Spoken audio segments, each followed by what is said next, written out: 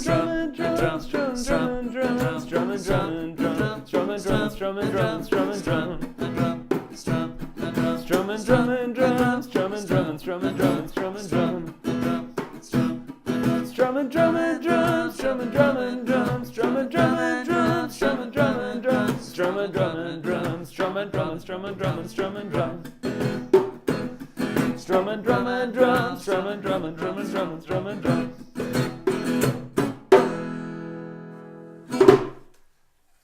How's everyone doing? Welcome along to another episode of Strum and Drum with me, Dave Donoghue, and me, Éimhin Cradock. Abe, what are we talking about today? Well, we're going to aim this one at teachers like ourselves. So we're going to talk about how you might feel your summertime. In that a lot of music teachers have time off over the summer. Yeah, the majority of them. Yeah, based on that. So I don't continue my lessons during the summertime, and I have at times, other times I haven't. That sounds very vague, but last summer I did. Other summers, no.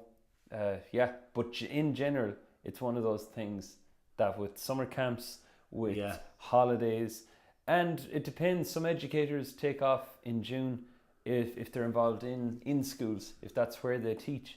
But for people who teach privately outside of the school system, a lot of the time it can be July and August. Yeah, so usually it's July and August. Yeah.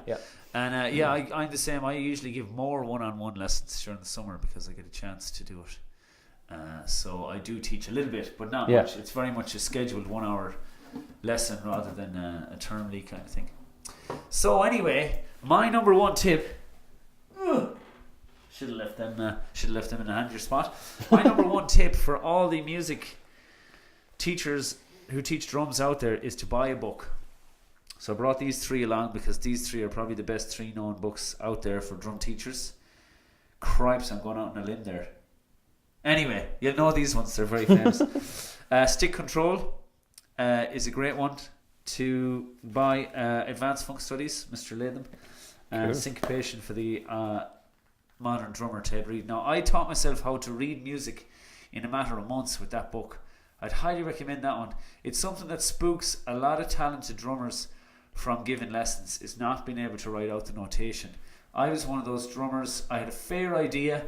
I managed to get through my Leaving Cert curriculum in music like with hardly any knowledge of writing or being able to dictate music. And eventually when I was about 19, I was like, that's it! And looked up what was the best book out there, and that was it. And I swear, in a matter of months, I was able to learn the notation. So that's nice.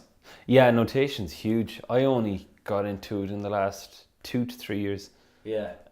Just in terms of having a way for students, alright, to go home and have something that is absolutely, provided they can read it, foolproof. Yeah. That they'll follow it exactly. Exactly. Yeah. It is. It's hard to get around, and I would have been the more punk rock end of music my whole life and not enjoyed it, but it's such a useful tool. So that would be my first tip. Over the summer you'll get a chance. With all these books, I find it's better if you can when you're starting off, especially for one like the Stick Control there by your man Stone, isn't it? Yeah, Lawrence Stone.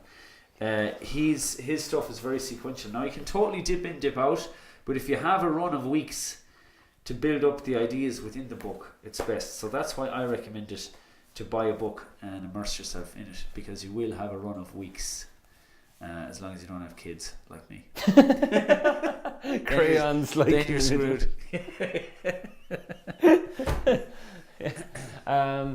So my first skill, the first thing I'd suggest that I'm going to be working on is picking a skill to develop.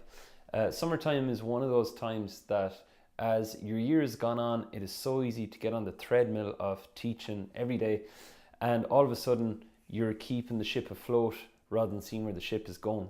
So I usually look back at my year and go, what is the one skill I need to develop as an educator? Yeah. And not even a skill, it mightn't even be a skill that I need to get better at myself. Like maybe, for an example, it's going to be nothing to do with playing guitar. The level I play guitar at, I'm happy at what I can do. If somebody comes in needing I can see why. Yeah, thank you very much. Thank you.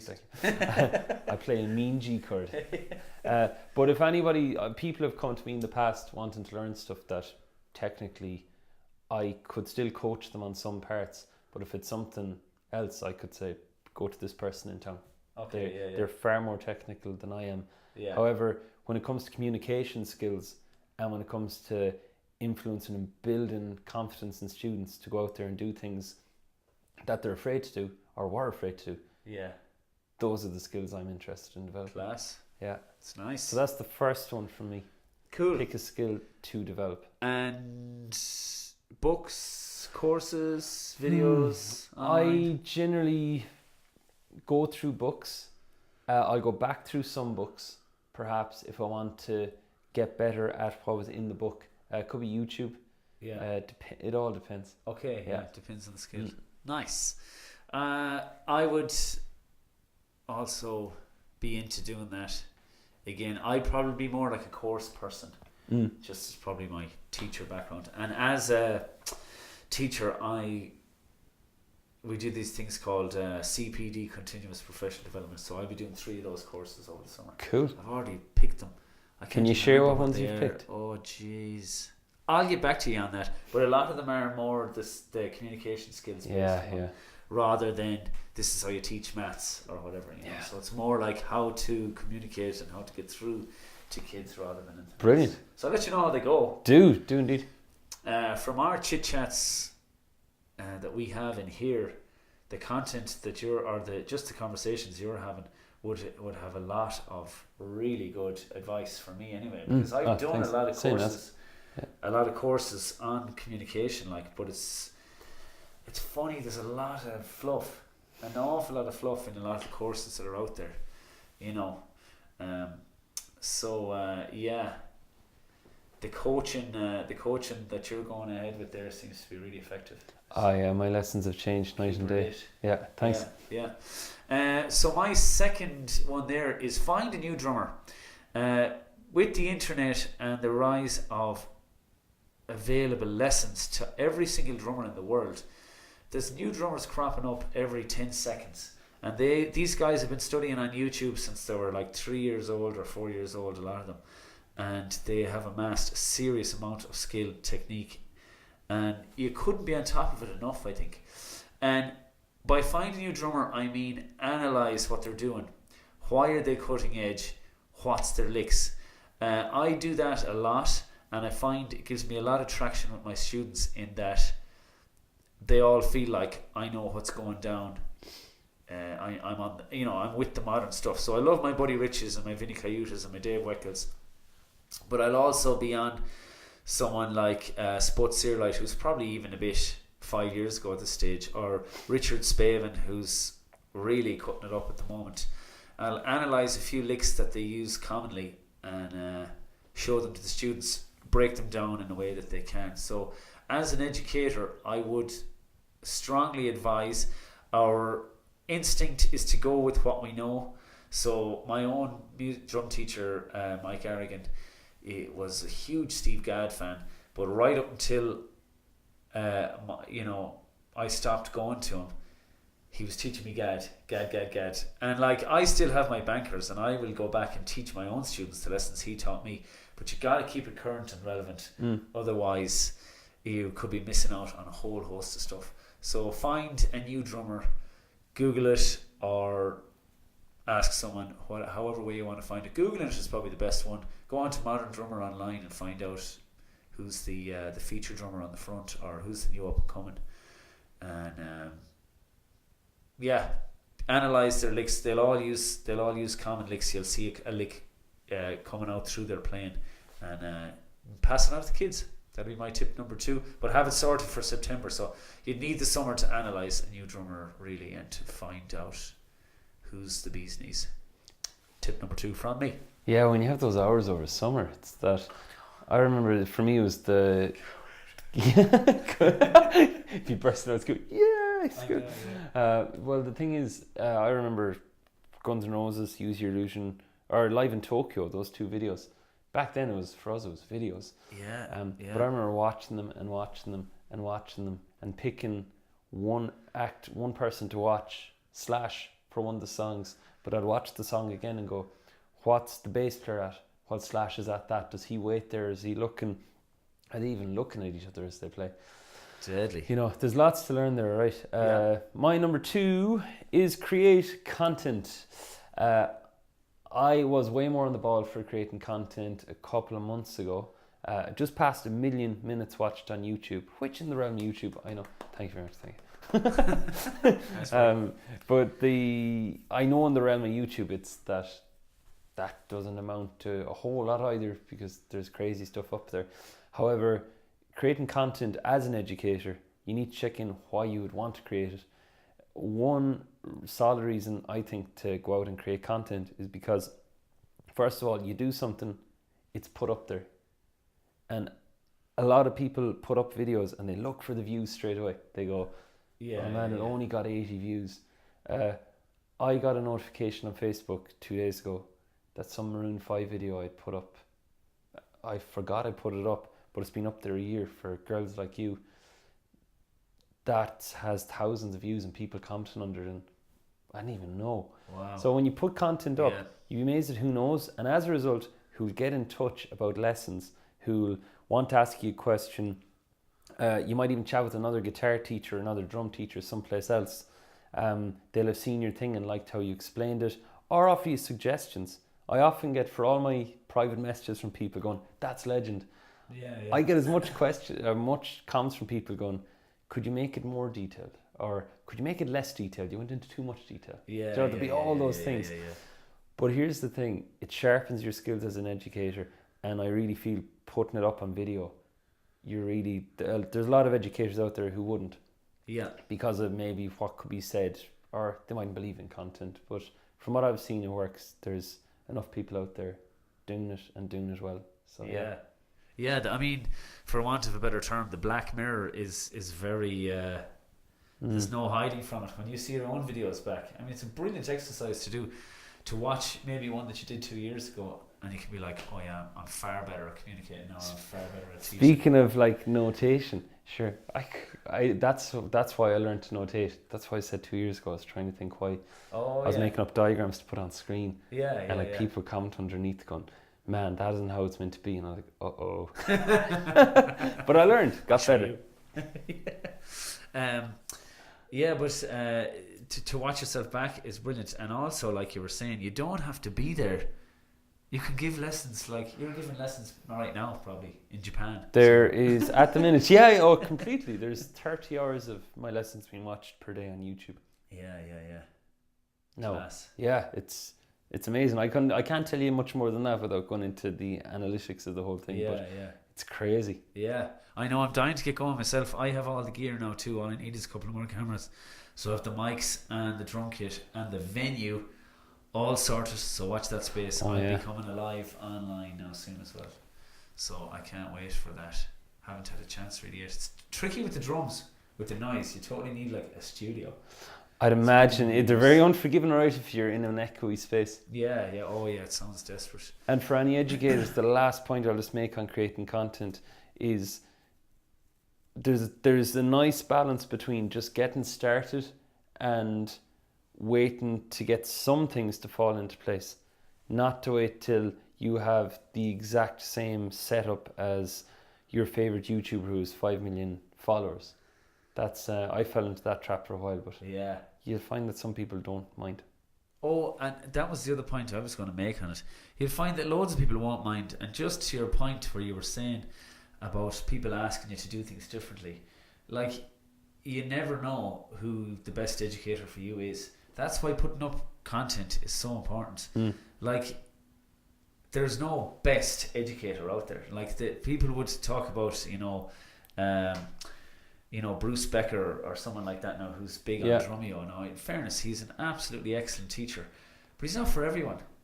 Some people will choose other online educators over him, like Mike Johnson is another great example. Yeah, love Mike Johnson. But Mike Johnson and Bruce Becker are so different, so there's no like having to be the best or whatever. The way you explain it might resonate with people. So get your stuff up there and get your following going. You don't need 20 million fans. Like, you need whatever, 100 fans, and for them to tell you how you're getting on as a teacher and for you to watch back on yourself, it's a huge value to you. Yeah, completely. And the rest of the world. Yeah. Win.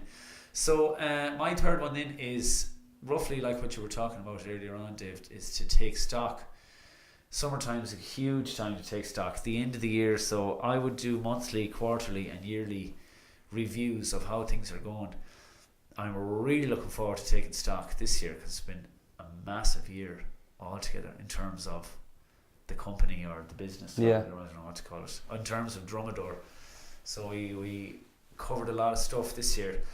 But not just that. I suppose the main areas you want to take stock is like your skills, like you're saying. If there is a skill you need to improve on, your sound is very important, I think. Even as a drum educator, you have to be somewhat knowledgeable on sound because you're going to get those questions all the time. And it's a huge part of drumming that goes by the wayside for a lot. For some music teachers, I won't say a lot, for some music teachers, they think it's all about the skill, the technique and the notation and how fast you can play and this, that and the other. And a lot of people who are teaching music don't focus on sound. And what that would do then is that would send out a whole wave of drummers not concerned with sound, which is not going to be a pretty sight, people. For all those poor sound engineers and band members around Ireland and the globe, you need to have a little bit. So take stock in your sound. You can reskin your kit, it can be as simple as that. But taking stock on what equipment you might need. Then taking stock in your education. If you want to become more active on social media, you might contact someone like Dave who has experience, or drop other teachers online. Gary Vee is the first guy that comes to mind. Yeah. Gary Vee, in terms of creating content, we'd say. Yeah. Like, what equipment do I need? How do I go about it? But sure, everybody has a phone now. You could start in the morning with your phone. Like, there would be no excuse there. But let's say you want to take it seriously. So taking stock requires you looking at where you are at the moment, deciding where you want to go, making decisions, and most importantly, taking action on those decisions. So that's what I mean when I say take stock. It could be about anything really. Another one that has come to mind with some teachers I talk to regularly. The biggest complaint for teachers is that they don't have enough students. So the power of numbers, as Jim Rohn says. Decide how many students you want and put a plan in place for how to get them. Because I know some teachers who are on the burnout end of the spectrum and some teachers who are on the I can't get any students. And like, I wouldn't say there'd be much, like there would be difference in them as educators, but like there's not that much. They're both offering pretty good lessons, like, and some of them are flat out and some of them are not. So decide what it is that's going to get your roster full and put a plan in place. You can't just, as Jim Rohn says, you can't go around with your fingers crossed behind your back. There is a way. You gotta do something with it. Find out the way and make it happen.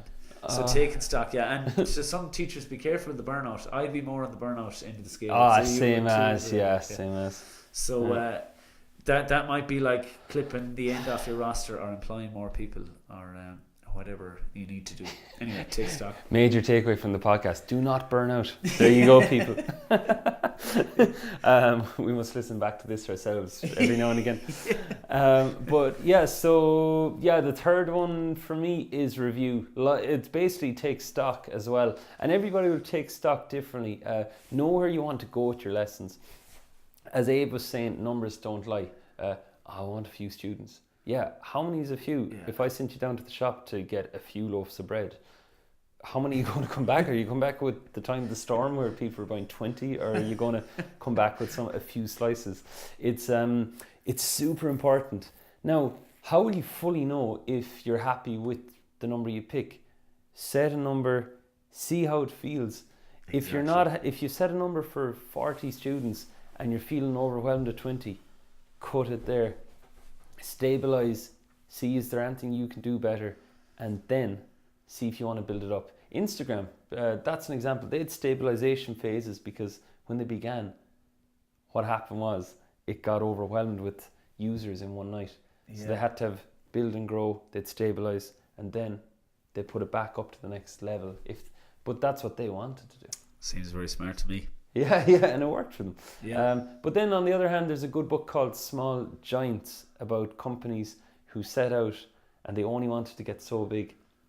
So even when people came and approached them and said, your coffee shop's amazing, we could franchise this, they went, no, we have our 3 shops, we're good here in this city.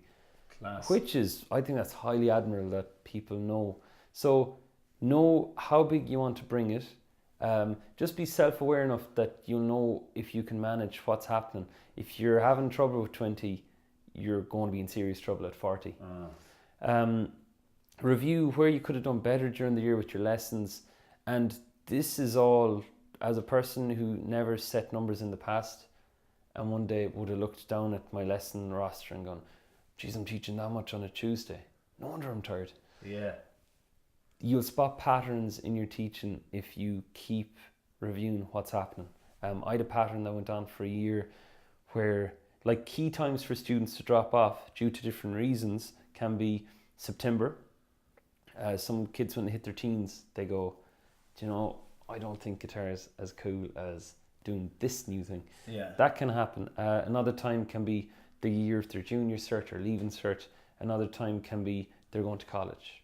Now, one pattern that emerged for me one year was Friday students tended to drop off way more than any other day. Every other day was waiting.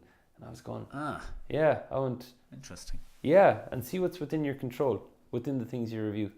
So I could see that my energy levels and attitude wasn't that great on a Friday. So I had to adjust that. So you felt like it was you were...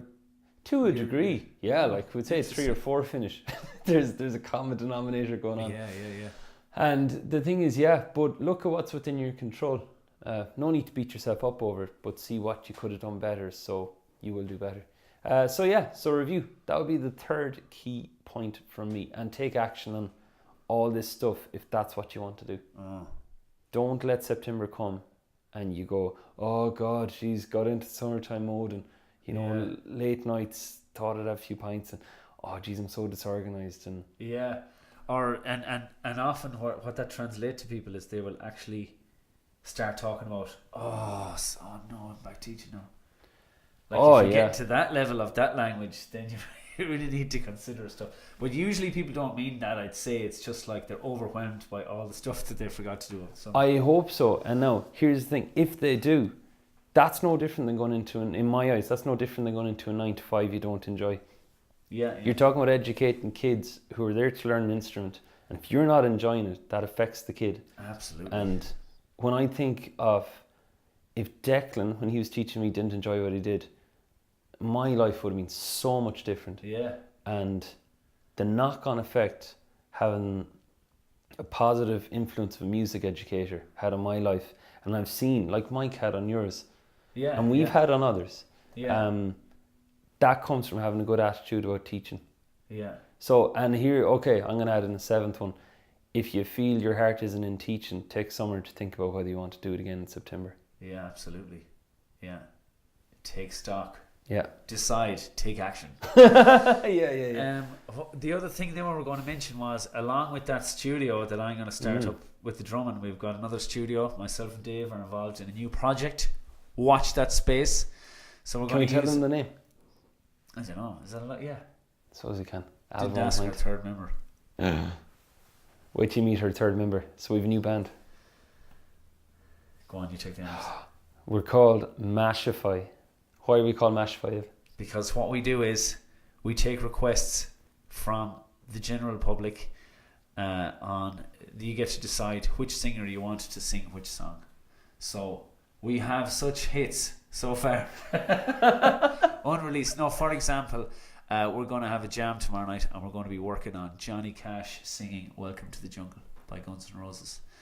So the idea is that people can get involved in the comments, and it's going to be mainly a YouTube channel and a Patreon channel. Yep. And people can get involved and have the crack. I suppose Strum and Drum would have had an influence on it with all our jingles and all that. Yeah, and just a little disclaimer, this is so much more rehearsed than our jingles.